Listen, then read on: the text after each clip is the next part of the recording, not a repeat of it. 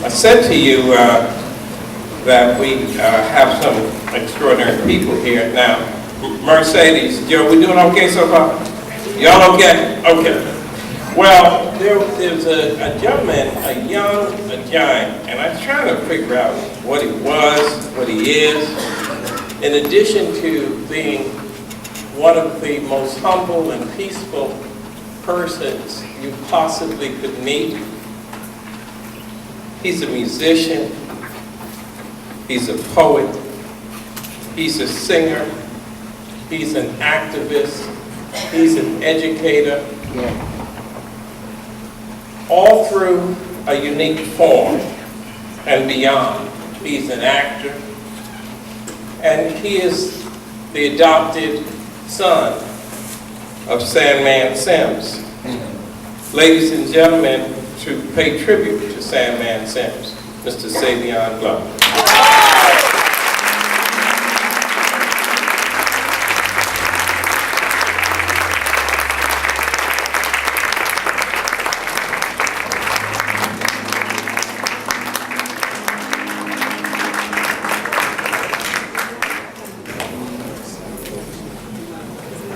Greetings, family, everyone here.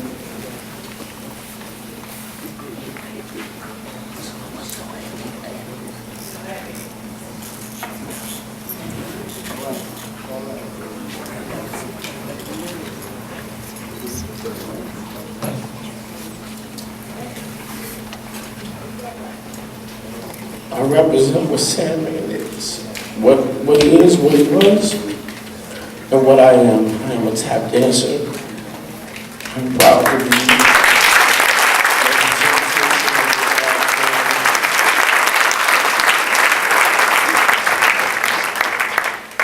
Sandman, Bush, Honey Coles, all those cats are in me. So I thank them, I thank God for them, and that's it.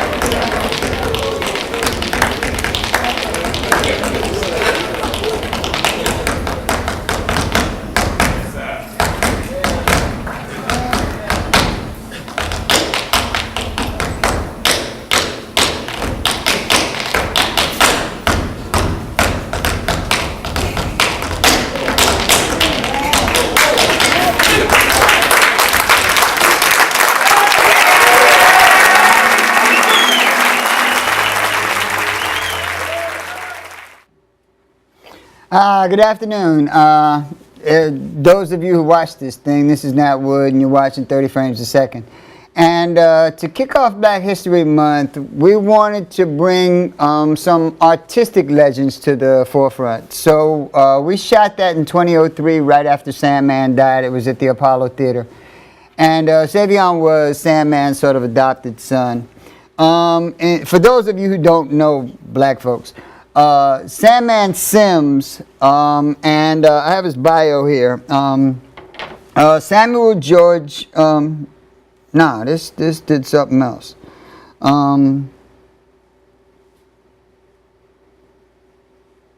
Here we go. Howard Sims, also known as Sandman, he was from January 24th, 1917 to, wow, what was that? Okay, January 24th, 1917 to May 20th, 2003. He was known as Sandman Sims, and he was the guy at the Apollo who'd like give you the hook if you weren't any good. Now, during Black History Month, you hear a lot of people, and we talk about basically the Civil Rights Movement, which was extraordinary and fundamental to all of America. But also one of the things that makes black people extraordinary is the beauty and the art and the culture that they provide. Not only do we do a testimony to Sandman today, but it is my unbelievable pleasure to bring to you some of the pioneers in the hip-hop movement, some extraordinary people in the hip-hop movement. If you've been tuning in, you know that Zulu Nation has been alive and well on 30 Frames a Second. And it's my privilege to bring to you today Lord Yoda X, from the Crash Crew, and J.T. Thompson, who is the chairman of the Hip Hop Museum, Hip Hop Hall of Fame Museum. The Hip Hop Hall of Fame Museum. We're going to have a really great dialogue. We're going to talk about some things, some of the extraordinary things that they've done, some of the extraordinary things that they are in the midst of doing.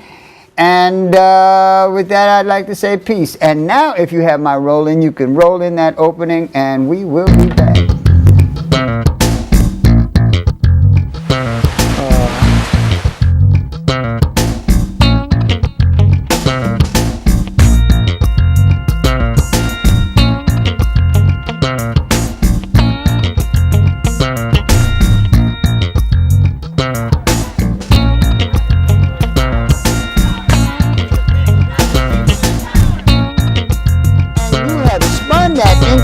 Where the victim is now the perpetrator and the perpetrator is now the victim. And that just drives me crazy.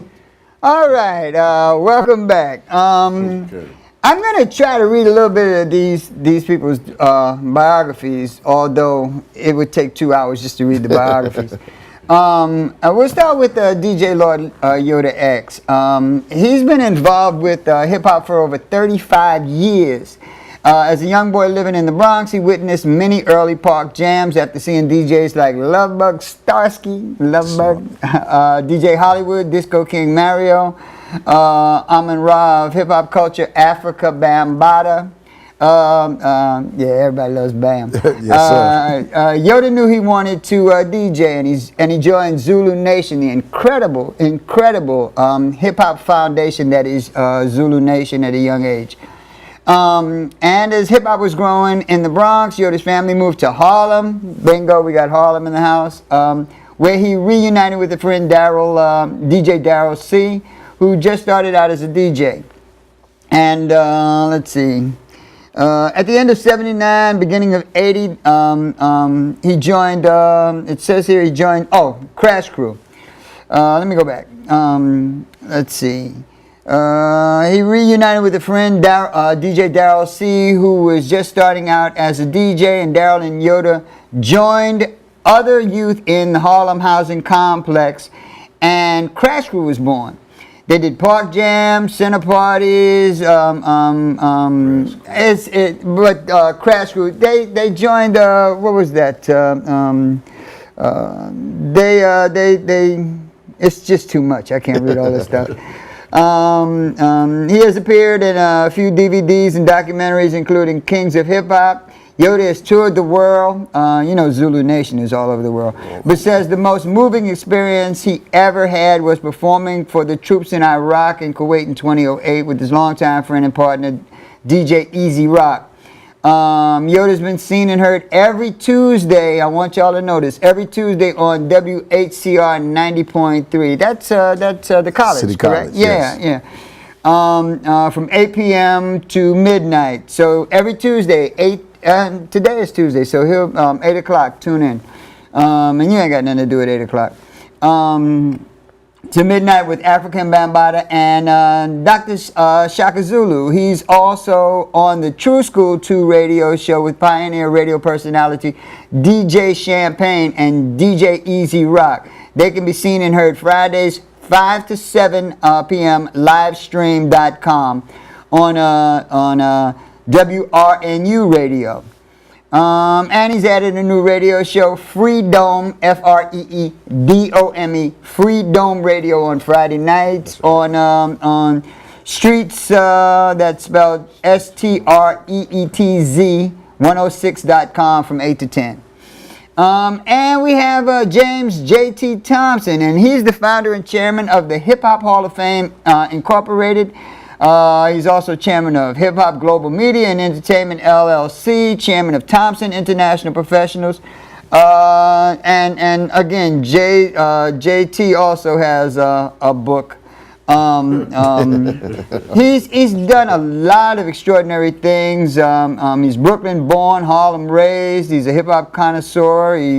He was transplanted to LA and his Los Angeles in his early years and excelled in sports. Let's see, he got an honorable discharge. He was selected to play on the AIA Junior National Basketball team that played internationally in Moscow, Russia, Germany, former Yugoslavia, Kiev, Ukraine, and the Baltic States. Let's see. He's worked with or been associated with talent like Pebbles and the R&B group The Deal that featured multi-Grammy award-winning artists, producers Babyface and Island Def Jam head and Sony head, L.A. Reid.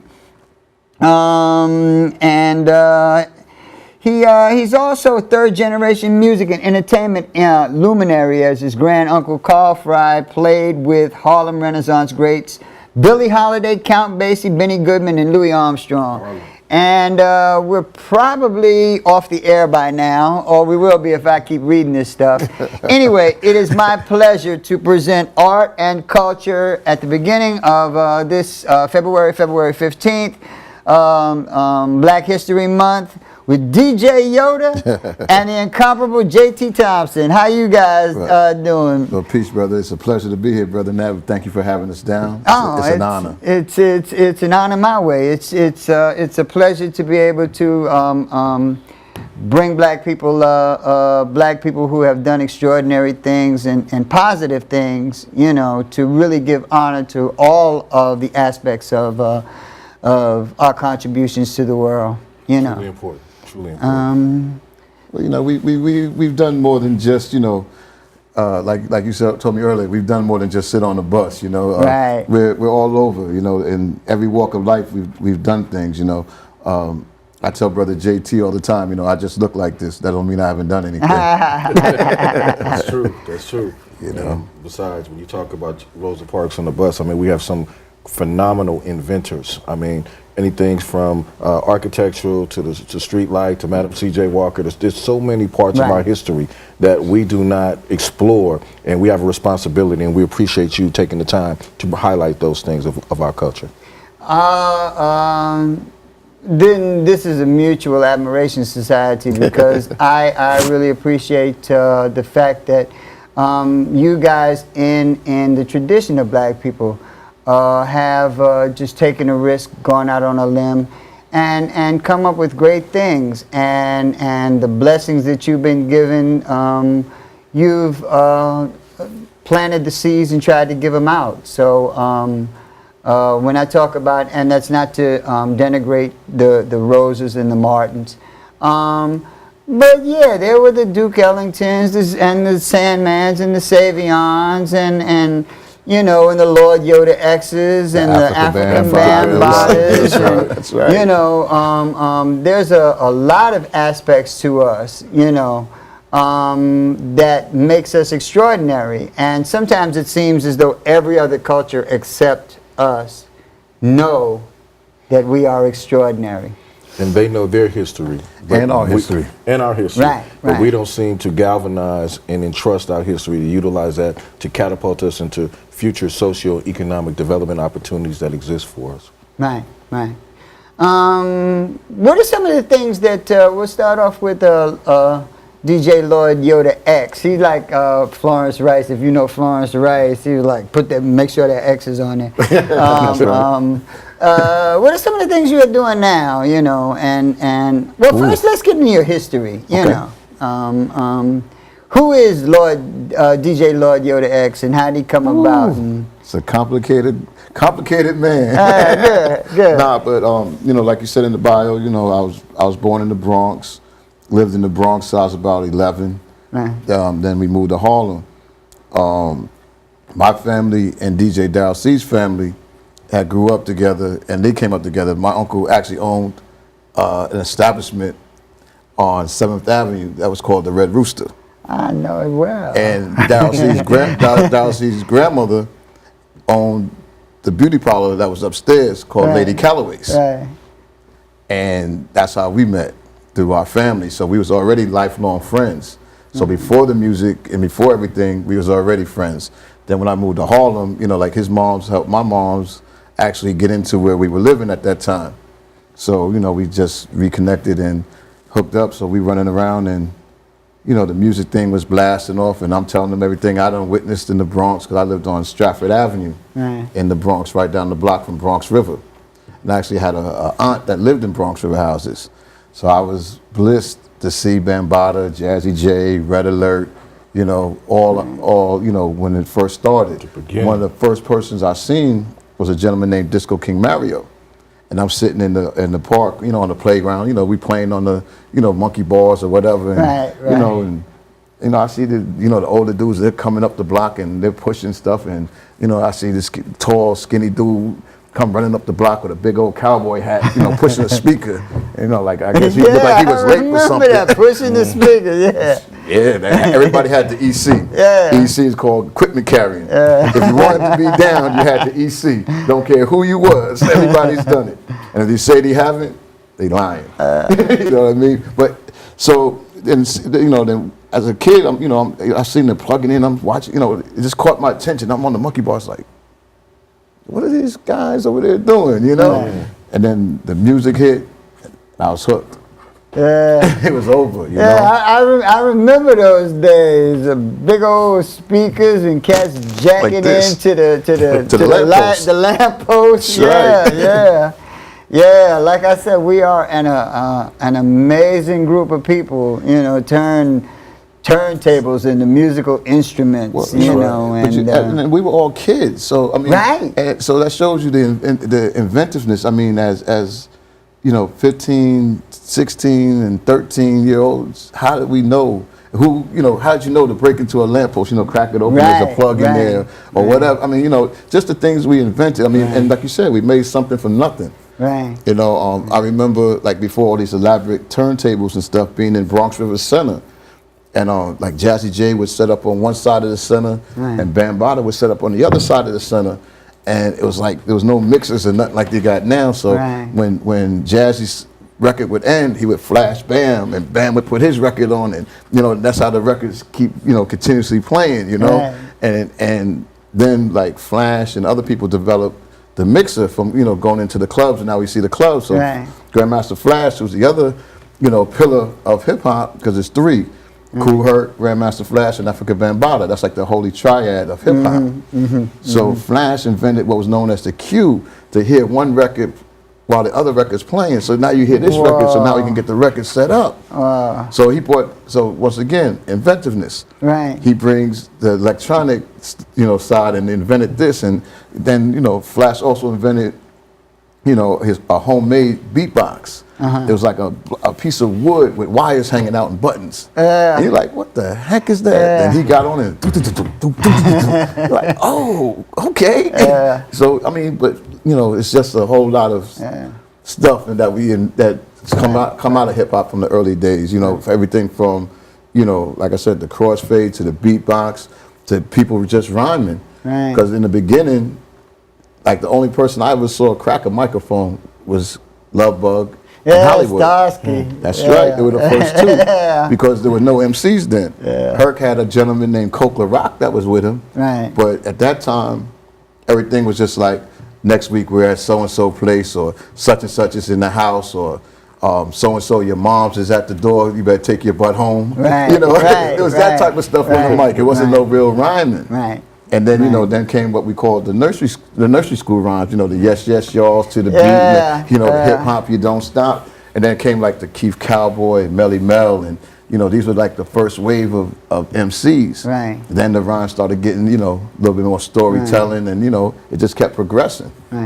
Now, one thing that you said that I find very interesting was that at the root of all this was like family and love. Like when you hooked up with, I think you said DJ Easy Rock, his family, his moms, your moms was like friends or something like that. That was DJ Dow C, yes. But even with Easy Rock too later on, because they were like the younger, Easy Rock and Rob Bass was the younger cast that came out of Lincoln behind the Crash Crew. Lincoln, wow. So you know, so that was family as well. So, you know, and I also was on the road with them for many years. But, you know, that's later on in the history. but everything is family. And coming from the projects, that's the way it was. It was always a family vibe. I mean, people really, you know, they say life in the projects was hard. It might have been, but we didn't know. We didn't know, right. No, none of us knew. We didn't know we were poor. They keep telling us we were poor and whatnot. You know, like I saw the video with what was the ex-prison guard name? Took the gangster name. Rick Ross. He's doing some song and at the beginning of the video, it's like these little kids and he's talking about, I'm gonna get that car, I'm gonna get that. Yeah, I can't remember 8 years old thinking I'm gonna get that car. We was out playing stickball and opening up fire hydrants. But that was the difference, because we, once again, inventions. We made the games. We had nothing to do. How did we know? We cut up in the crate and we played basketball. We put it up on the fence. We had a basketball court. You know, we invented whatever we needed. You know, like you just said, open the fire hydrant. Okay, we can't go to the pool. Okay, we make a pool. That's right. That's right. You know, so creative.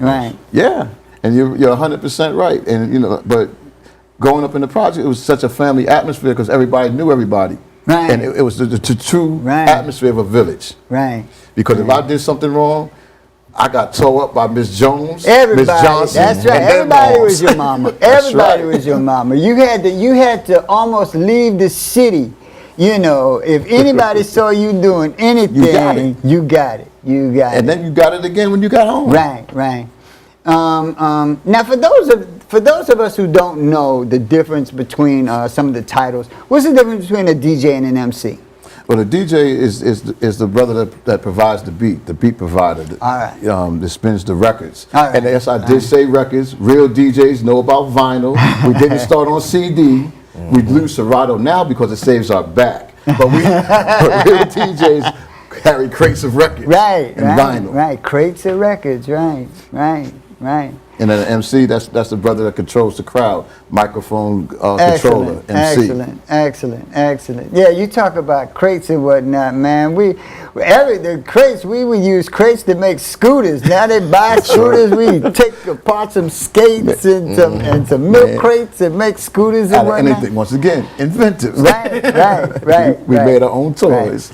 We wasn't poor. Just think of all that creativity that we just talked about as young people in our communities. Now, imagine if you put the education with that inventiveness and that creativity. So now within our own neighborhoods, we're creating our own Bill Gates and the other different business leaders and Fortune 500 companies. And what I really appreciate, and I say this to DJ Lloyd Yoda X, shout out to the Zulu Nation, Africa Bambaataa, Grandmaster Flash, as well as Kool Herc. The work that y'all put in paved the way for a lot of us to be able to come behind you to reach higher than where we were. Like you said, from the projects, you know, we didn't know we had it bad. Right. But now when we seen how much fun that we were having, that allowed the kids to have fun because you guys was there overseeing, making sure that the kids were safe and the neighborhoods were safe.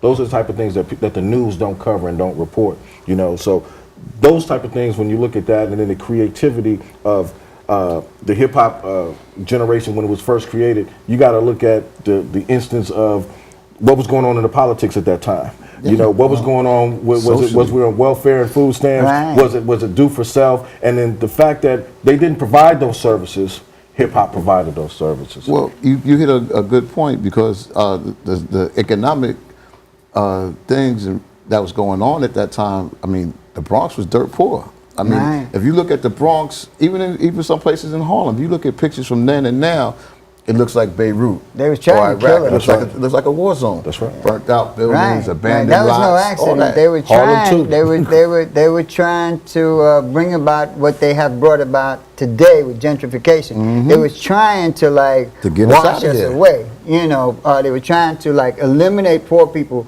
so that they could turn New York City into Sun City, South Africa. Right, back to their playground. Right. And that's real. I mean, and then you got to look at it because what you just said is real. But even though we had elders that looked out for us and gave us the way, like the Panthers, Young Lords. I mean, these are the people that we looked up to and that came to us and was like, listen, y'all is organized, but you better do it right. I mean, we had the street families. I don't like to use the G word because that's not our word. That's something that the media gave us to demonize it, so we don't use that word, quote unquote, gang. But you know, the street families was organized to protect their neighborhoods. Like when you came to Bronx River or anything place on Stratford, there was black spades there, and they made sure that your moms, your grandmoms, and your auntie got home safe. They would help with the bags. They would do this, that, and the other. So it wasn't set up. Then you might have had one or two that acted up, but of course, once again, demonization, and they want to make us look like we're animals. So if one or two act up, they make it seem like it was the whole. So that was the beginning of the end, so to speak, when they started to come down on street families and label us as gangs and all this other stuff. That's the birth of the Zulu Nation. Well, Zulu Nation comes from the Black Spades. The Spades was formed in '67. Zulu Nation came around in '73. Zulu Nation was actually a way. It was called the Bronx River Organization, then the organization, then Zulu Nation, and all this was formed by Africa Bambaataa and a few other gentlemen and a couple of sisters as well. But it was an alternative to the streets, you know, because at this time there was a lot of fighting, a lot of killing. You know, of course, you know, through the media and other things, all of a sudden now Puerto Ricans and blacks think they're enemies when we were all his family. That's right. So now, you know, they're We're fighting all each other. children of Africa. Yes, sir. And children of the Middle Passage. Because That's the right. only difference between us is our rapists. Right. You know, whether it was a European. And where our clan, where we got dropped off, whatever island we got dropped off is, whether it was a Spaniard it's all island or Africa. English It's all Spaniard. Africa. That's right. Or indigenous peoples, or even all the Oh, way down to indigenous Mexico, people, right? down to Mexico and South Africa. Exactly. I mean, South America. Exactly. Yes, sir. I'm going to get to brother JT because sir. I want to find We're out. having fun already. There's a lot of this is education beautiful. and This history is being beautiful. talked about right now. But before I do, you Yes, sir. made the reference to gangs. I just want to know that under the Freedom of Information Act, COINTELPRO, J. Edgar Hoover was far more afraid of black unity and black consciousness than he was of black gang members killing each other and whatnot. I mean, That's right. they made a concerted effort to make destroy sure. black unity, black consciousness. It was black love that he was afraid of, not black self-hate, you know. With that, I want to go to my brother here on my immediate right, Brother JT, and how did you go from, because you were like, you know, Mr. Square Deal, you were basketball, and then you get into the music game, and you know, how did you evolve into going from where you started to becoming chairman of Hip Hop Hall of Fame Museum? That's a great segue that you made. But, you know, I, just like DJ Lord Yoda X, I have to take that back to my beginning. Being born in Brooklyn, Bed-Stuy, Ralph and Reed, Decatur Avenue. Shout out to my family, some of my family that's still there. Ended up moving to Queens, Hollis, Queens, St. Albans, Farmers, Linden, Jackson High, 208 Street, Derelict Camp, bottom of the 8th. Shout out to all my folks and family there. Grew up in the area of Run DMC, where there's, you know, Ed Lover, Pharoah Monch, LL Cool J. I mean, we can go on and on from the Queens family, what that is. But I was surrounded with, I was watching those same speakers. Superman and the big DJs putting them out when we were having black parties, and we as kids playing Skelly on the ground or playing stickball or doing the things that we were doing.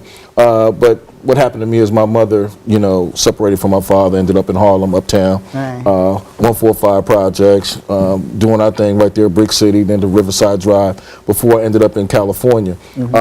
Next thing you know, I leave a hustler's mentality in New York City, from a shaft and a hustler's mentality, to a red and blue Crip and Blood culture in South Central Los Angeles. So being a New Yorker, first off, you move with your accent, which you eventually will lose. Okay. And then the next thing you know, I'm in Los Angeles, grew up on the West Side, then ended up moving around a lot, you know, with a single mother. You know, if we were poor, we didn't know it, as Yoda said, you know, but we made do, you know. And the good thing is I had that New York basketball skill, and that New York basketball skill and that football skill paved the way for me to be a very successful athlete at Manuel Arts High School, where we set the foundation for championships there. Then the next thing you know, from all that moving around that my mother did when I was younger, I ended up meeting everybody all over South Central Los Angeles. So when I came back after the military, and you can say how I ended up in the military, but I did get an honorable discharge, made a military team playing basketball, had a full scholarship to Northwestern State when I came out, waiting on me. Then the next thing you know, I got selected to the junior national team. I ended up playing, you know, I'm looking at me from the hood, ended up now in Moscow, playing against Volkov. Now I'm in Kiev, and I'm playing against Marcellonis. These guys are future NBA players. So I got a chance to play with them, and which was part of the reach out ground of setting up sports in America, expanding basketball through culture. So from that environment, I come back home, and next thing you know, the LA riots happen. And while the LA riots was happening, friends of mine, Daoud, and a couple others from Watts, they put together Hands Across Watts, which formed the original gang truce. So consequently, with everybody that I knew in all the different neighborhoods, I went around all the other different neighborhoods, and that became the Gang Truce Alliance now. And then we took some at-risk youth from various neighborhoods. Shout out to all the neighborhoods, can't be specific, but shout out to those who actually cared about uplifting themselves by their bootstraps. We took gang members who rebuilt the Sears in Hollywood. We pushed for public and private economic partnerships, which ended up being the empowerment zones in Harlem and other places around the country. Bill Clinton came and played basketball with my team and the people that I work with when he was being elected. Shout out to my godmother, Congresswoman Maxine Waters, for all of her effort. Danny Bakewell, he now runs the Sentinel newspaper, but he was over at the Brotherhood Crusade at that time. But when we set that stuff up, we didn't set it up for empowerment zones to just bring big box stores into our neighborhoods. We were thinking of the public-private partnerships bringing in businesses that minorities can actually own the businesses in their neighborhood. So consequently, you know, the powers that be, when the money trickles down, you know, you got to have your social, political, and your economic people, not just the talented 10th, but the whole body needs to be educated from the political, the education, the social, and how to bring all those things together to empower our people. And thus, while I was doing the gang truce, I seen that there was nothing there for my age. I took from taking all those tapes from Hot 97, not Hot 97, it was Kiss FM back in the day. Mr. Magic, Red Alert, shout out, rest in peace, Mr. Magic, of course. I took them tapes around the world. So the next thing you know, I'm like, well, you know, we need to take this hip hop thing and put it down. I created the Hip Hop Hall of Fame award show, which later got a deal with BET, and consequently we aired on BET, and then after we aired on BET, consequently Tupac was killed the next weekend. So now I'm back doing the peace thing again, you know, reaching out with the pioneers and working with Russell Simmons and other folks, bringing back peace to hip hop because of the East Coast West Coast divide that was created and manipulated by the media for profit at the expense of our culture and a lot of our young people. And then the next thing you know, we get a new deal with Showtime time getting ready to come in 97, and bam, you know what happens to Notorious B.I.G. Right. So then at that particular time, advertisers said no to the Hip Hop Hall of Fame Awards, but not just Hip Hop Hall of Fame Awards, but to all hip hop on Right, TV. right. So feels like 5 years that there was no hip hop on TV from an independent production Right. standpoint, and we probably lost, you know, $30 or $40 million over that period. So for us to be back right now, strong, with maintaining our relationships all those years, we did the Black College Battle of the Bands with Dallas Austin. I did the Black College Step Show at the Atlanta, at the Georgia Dome. We had 50,000 kids there. Brought Little Kim and Cash Money. We did tours. Right. We did community service awards. We did what you call PSP right now, what the Zulu Nation does. We were basically PSPers at that point on a regular basis, making sure that we did things to uplift the community. So now that we're back now, we have a location in Midtown Manhattan. Nice. We're in a public and private partnership. We're finishing off right now, and the Hall of Fame Award show is about to come back. Nice, nice, nice. One of the biggest problems that we have is that other people identify us by things that are inaccurate. You mentioned the talented 10th, which is inaccurate in all deference to W.E.B. Du Bois. He wasn't that talented, and he wasn't the 10th. Louis Armstrong was talented. Louis Armstrong was part of the talent. Definitely. You know, W.B. Du Bois was a part of academia. He was, you know, Book smart. Book smart. But that's not really what talent is about, and that's certainly not what creates a movement. What creates a movement is loyalty and love and focus and dedication to what you're doing. If you have something that you can draw on, better. If you have book smarts that you can draw on, saddle up, soldier. If you have tenacity that you can draw on, saddle up, soldier. If you're a good builder, saddle up, soldier. But I would much rather be surrounded by people that I could trust. And that are doers. And that are doers, right. Then you know, just like so that's a huge misnomer. But you guys are doers. Extraordinary doers. You are talented, you are inventors, you are creative people, and you are doing some stuff right now, right here, right now. Tell me about some of the stuff you're doing, and then I want to get to you, big brother. Well, right now, the Hip Hop Hall of Fame, we're just so blessed to be in position right now. They said that we were ahead of our time in the 90s. We're teamed up with our executives, which include DJ Lloyd Yoda X, Easy AD, Roxanne Shante, Grandmaster Caz, and a few other associates that have been with us from the very beginning. The plan now is to move forward with our development team that we have. We're working with a couple of development firms here in the city. We're working with some of the agencies here in the city. The land that we have is about to be acquired by private funds, and then all we have to do is finish redeveloping the rehabilitating construction, the actual facility, and the exhibits designs. We put out our RFQ already, RFP, right. So we've got all of the input coming back in. Those things hopefully will be taken care of in the next 6 months, that we'll be able to actually break ground for construction. But the building itself will be able to come forward within the next few months, which we can actually cut a ribbon, if you will, saying that this is going to be the actual home, and then you can start the design process, which you know the phases of development. Right. You go through the designing and the engineering and that stuff, and then you actually break ground on it. But we plan on cutting that ribbon ceremony with the Hip Hop Hall of Fame Award show coming, and look for us in June. Black Music Month, and we're planning on doing something special for Hip Hop Appreciation Week. Right. Shout out to KRS-One and the Temple of Hip Hop and Hip Hop Appreciation Week. And we're definitely working with all the different organizations that are a part of the movement per se, which includes Zulu Nation, as well as I don't want to say it right now, but just say a couple of artists that will be coming forward at the right time. Oh, I know it's going to be extraordinary. But yes, we're just honored and blessed to be here at this particular point to be able to move forward. DJ Lloyd. Well, Mr. Radio. Sure, you're right. I'm working on a lot of things, and most of it goes hand in hand with the Hip Hop Hall of Fame Awards. I actually have a monthly series out right now called the Hip Hop Hall of Fame Nights. SOBs in downtown New York, and the Key Club in Newark, and also the Key Club in Los Angeles. We'll be having what we're doing is Legends and Icons, as well as Future Hall of Famers. When I say Future Hall of Famers, I don't like to use up and coming acts, because that's what everybody likes to. right. They like to label things. Right. So if you want to label Right. it, let's label them what they are.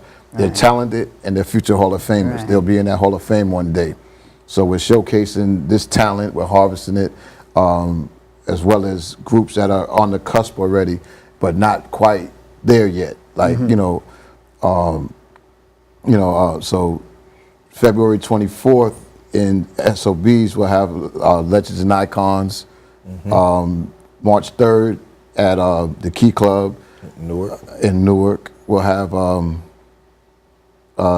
showcase up and coming future Hall of Famers. My brother Hakeem Green from the group Channel Live, he'll be the host there. DJ Mel Starr, he was featured on Masters of the Mix last season with Kid Capri. He'll be the house DJ, as well as DJ Street Tech, who's also featured on my show Freedom Radio on Fridays 7 p.m. Streets 106. So it's a family affair. Like, we talking Right, family, right. we keep the family intact, and we're spreading out. Now, February 7th, a couple of days from now, we'll be in LA for a pre-Grammy party. Right. That'll be with Maceo from De La Soul, Wow. Be Real from Cypress Hill, and my other brother DJ Mark Love from a group called The Far Side. So that would be the opening of the Hip Hop Hall of Fame award nights. And what he's saying, though, this is an ongoing thing. This is a monthly series. concert series.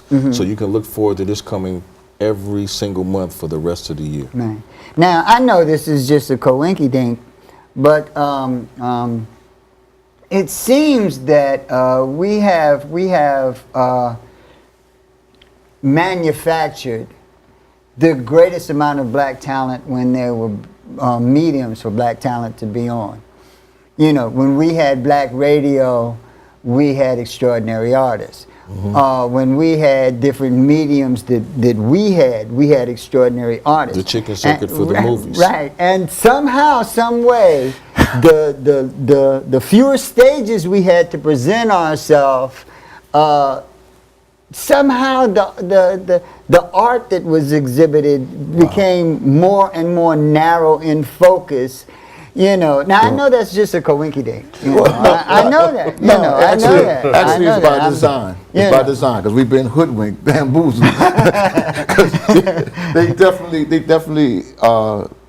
Okay, when hip hop was flourishing, Right. it was a balance of music. You can go on any station on the dial, and you would hear Public Enemy, Right. and you would hear KRS-One, and you would hear all these other so-called quote-unquote educational MCs. Right. But then you would also hear NWA. You would also hear the party stuff.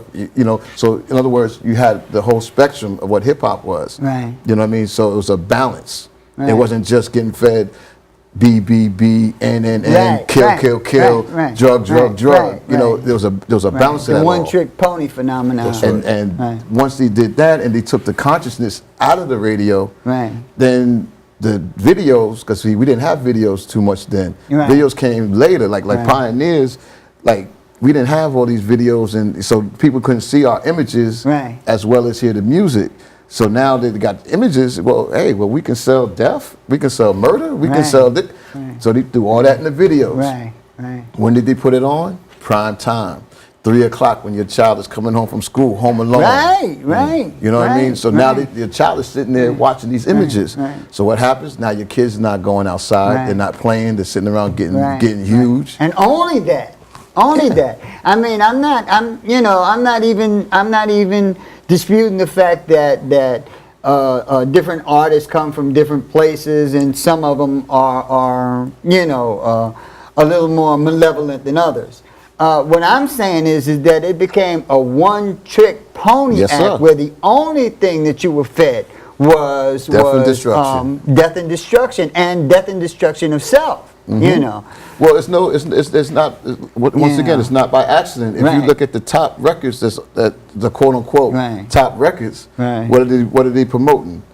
Drug abuse, Right. alcohol abuse, Right. promiscuity, Right. misogynistic stuff. Right. So, and that's every record. Right. So if you don't have this, and of course the N-word. Right. So if right, you don't have right. this in your record, in other words, you can't be a star. Right, like Elijah said with the water, you can get with this and you can get with that. You can get with the dirty water. You know, if you got a choice, you got a choice. You're gonna say, well, I want that water over there. That look good. Right. You know, But that's you know- clean, fresh water. You know. But you know, and I'm enjoying the debate and the discussion, and that's a role where the Hip Hop Hall of Fame can play a major part. Indeed. The Hip Hop Hall of Fame Museum can play a major part because now we have a facility whereas the story is told, the true authentic story of hip hop history.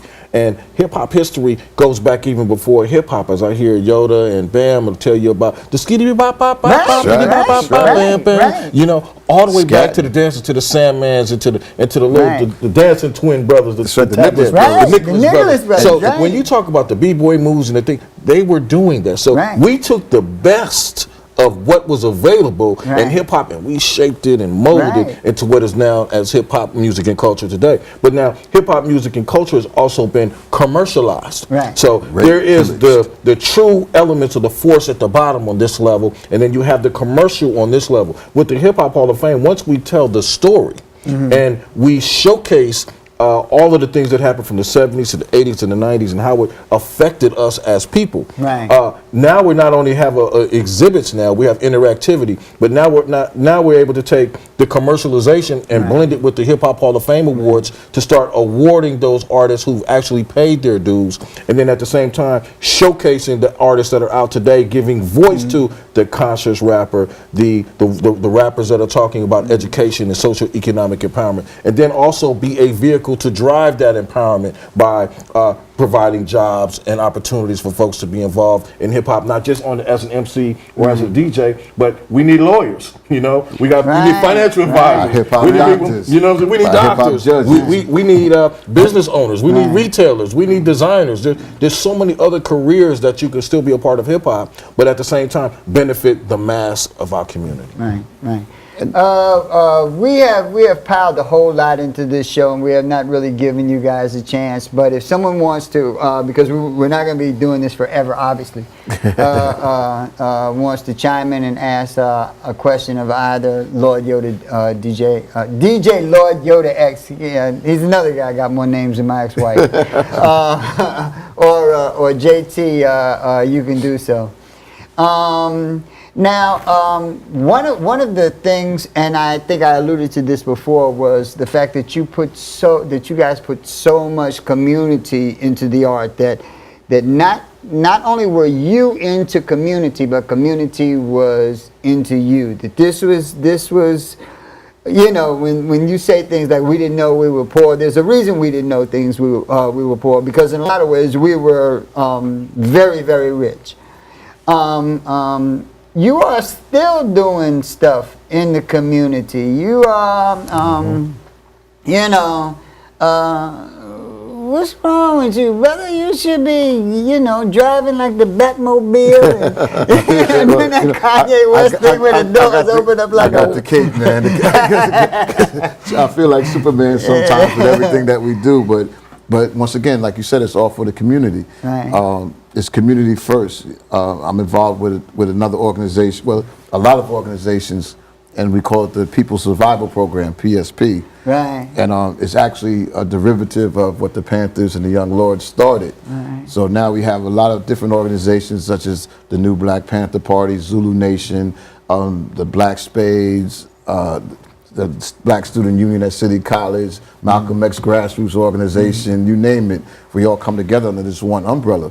And the second Friday of every month, which will be this Friday, the 8th, we go out and we feed the people. Right. So right on 125th Street, by that stupid market known as Pathmark. Yeah, I've heard of that one, yeah. That stupid market. You know, we go out there and we actually serve hot meals. We feed, you know, we give out clothes. Right. We have a sister that does blood pressure. Right. You know, we have somebody, you know, we have some advocates for homeless that can come out and, you know, give the brothers some, you know, enlightenment on how to get out of this situation. Right. So, you know, once again, we're in the community, boots on the ground. Her quote unquote stupid storm Sandy, you know, when that came about, we went where FEMA didn't. Right. We actually went out to Right. Red Hook. We was in the projects. We was feeding the people. We were in Far Rockaway. I mean, we went in secured areas where you didn't see the Red Cross or FEMA until after we left. Right. You know, after we left, and all of a sudden there's a little Red Cross truck coming Right. out, giving out blankets. Right. And like, but we just gave hot meals. We helped the ladies upstairs who didn't have any electricity, you know, to get back to their apartments. You know, we're in the projects helping people upstairs, you know, with these shopping carts or whatever, because they Right. had no other way to get up there. Right. So we were actually boots on the ground out there. This, once again, this is in Red Hook and Far Rockaway. Matter of fact, the People Survival Program will be back in Red Hook Right. on Saturday. Right. So, you know, we're still doing it. You know, we don't just come in and leave when, quote unquote, it's over. Right. And we do this when there's no Right. cameras, when it's not, Right. quote unquote, sexy. Right. We're out there, we're doing the work. We also have programs at City College in the Guillermo Secor Center in City College. We have everything from political awareness to police brutality to job empowerment. So there's some program going on every day at the college. We also have political prisoner awareness where we do letter writing, you know, which was started by the Panthers. So we write brothers that's been locked down for over 40 years for our freedoms. Right. You know, political prisoners. They are definitely the unsung heroes. So if we write them letters or we write them birthday cards to let them know that we still care and thank you. You know, Right. we have to salute that and big them up because they need help to get through what they're getting through in this situation. So there's a lot of different prongs to the People Survival Program. And wherever there's a Hip Hop Hall of Fame night, Right. I'm also trying to set up a PSP. Right. Like when I'm out there in LA on the 7th, on the 8th, I'll be in Long Beach feeding the people. Oh, wow. So I'm wow. not just coming to nobody's town and taking, I'm also giving back. Right. And, you know, and just piggybacking on what Yoda's saying. See, Yoda works from a framework of boots on the ground. The Hip Hop Hall of Fame, we have a responsibility to work bringing connection between the political, Right. the established educational system, Right. Right. as well Right. as with the business Right. community. Right. And it's not about color, you know. Right. Hip hop is transferred race. So Right, what right. our goal with the Hip Hop Hall of Fame is to educate everyone as we are a part of God's family as humanity. And there has to be a way that we can empower our community and showcase the good things that our community has done for the masses, but also doing it in a way where they can learn more about us as we learn more about them, Right. which includes, you know, things from tolerance, as far as solving our difficult issues that we have between one another. Right. The museum needs to be a forum whereas all these groups can come together. Right. Meaning corporations, Right, you know, right. this is your chance to give back now to Right. actually support some of the things from the people who actually purchase your products and services. And then at the same time, when you talk about the city and the educational system, bringing the kids in on a regular basis for field trips Right. to the Hip Hop Hall of Fame, like we did at the House of Blues, where they come in on free field trips, they get a tour, and you know they get to meet B-Boy Scratch, who happens to be our local mascot Oh, for the yeah, Hip Hop I Hall of forgot that, I Fame, forgot that, and which is yeah. going to be exciting when he comes out. And then he talks to him about, you know, PSAs about don't talk to strangers, don't do drugs, you know, honoring your mother and your father, that sort of thing. They Right. get their gift bag before Right. they leave, and then we open up for business. So I'm saying it's a community. The Hip Hop Hall of Fame is an educational center. It is a community center. It is a place where you have live events and live entertainment. But more importantly, it's a cultural institution that will be a part of the city, not just something that's standing off alone. Right, Will be right, involved in right. the city. In the same way that every other cultural group does. I mean, every other group of people manage to show their culture, show their art, show what makes them unique, and still be a part of the whole community, Exactly, of people. exactly. You know, I don't know. In some ways, maybe white folks think they own us, you know, and we're not allowed to be us, you know. That's what Prince said. But every other group I can think of, whether it be Hindus or, you know, or just whatever group, you know, they still manage to show their culture, be proud of their culture, and still be a part of the whole of humanity to move forward. Well, and they stick together. Yeah, And you know, we can do a whole nother show on that because Right. they're not constricted by the Right. chains of mental slavery. Correct. Because like right now we're Correct. still mentally enslaved. I mean, the Correct. chains might be off, but Correct. we still Tom and we Which is still the only still true buck dance. enslavement. Yeah, we still buck dance with Right. Massa, and we still let Right. Massa tell us who we Right. are, Right. instead of telling him what we want and what Right. we're gonna do, Right. which we always have done. Right. Now we are slave to the rhythm. We're still in, like Africa Bambaataa always says, we're in the land of Nod. Right. So sometimes we have to wake our people up, you know, and the reality checks out here is far and few in between. So anytime there's a momentum going, you mentioned it earlier, you alluded to it earlier. Here comes a Gay Edgar Hoover, you know, and with the COINTELPRO and all this, Right. and throwing the monkey wrench, and you know, he just takes it right back to Willie Lynch, because now you got young against old, light against dark, you know, so it's the same thing that enslaved us in the beginning. Well, you know, that also has to do a lot with our leadership in our community. Well, yeah. You know, which is another show, actually. Yeah. We talking about the leadership And in our that's why I was community. talking about So, loyalty and boots on the you ground know- as opposed to just academia, because Yeah, our but- main problem is the fact that we have a lot of treacherous, traitorous weasels masquerading as leaders, you know. And that's what I brought it up. I brought up the leaders because, you know, leaders are important, Right. but each and every one of us is a leader. Correct. You're a leader in your Right. household. Correct. You're a leader as a brother protecting your sister. Correct. You're a leader as a Correct. man protecting Correct. your Correct. queen, Correct. your wife. So I'm saying it all goes back to Right. a whole re-education Right. of who we are Right. as a people, but more importantly, re-education how we as a people can be a benefit to others once we get our own house in order, which is the part of what I'm talking about with the Hip Hop Hall of Fame. We want to be a catalyst to help open that door for that re-education. Right. We're running out of time, Man. and you're right. We're all leaders, you know. My question is, where's we going? I know you're the leader. Where's we going? It has been an extraordinary blessing to have both you brothers on, and you guys keep it up. We're gonna stay in contact with you. We're gonna find out how we can stay in touch with you. Is there some way people can get in touch with you to find out what you're doing? Do you have email or? Hip Hop Hall You of could Fame. definitely get a hold of the Hip Hop Hall of Fame. Join us right now online. Become a member for $35. You get a free T-shirt. Support the museum. We're at hiphophall.org. That's hiphophall, HALL.org. That's the Hip Hop Hall of Fame's official website. We're on Facebook at Hip Hop Hall of Fame and on Twitter. And of Don't course, talk prices, but go on. ZuluNation.com. ZuluNation.com. You can run that closing music. I want them to make sure that they hear it. I don't hear it out here. Oh, okay. Sound like some Crash Crew We're stuff. going, yeah. It's a showtime. Maybe it was Crash Crew. We'll see you next week. Thank you for joining us. Peace, love. We out of here. Thank you, brother. Thank you for having us.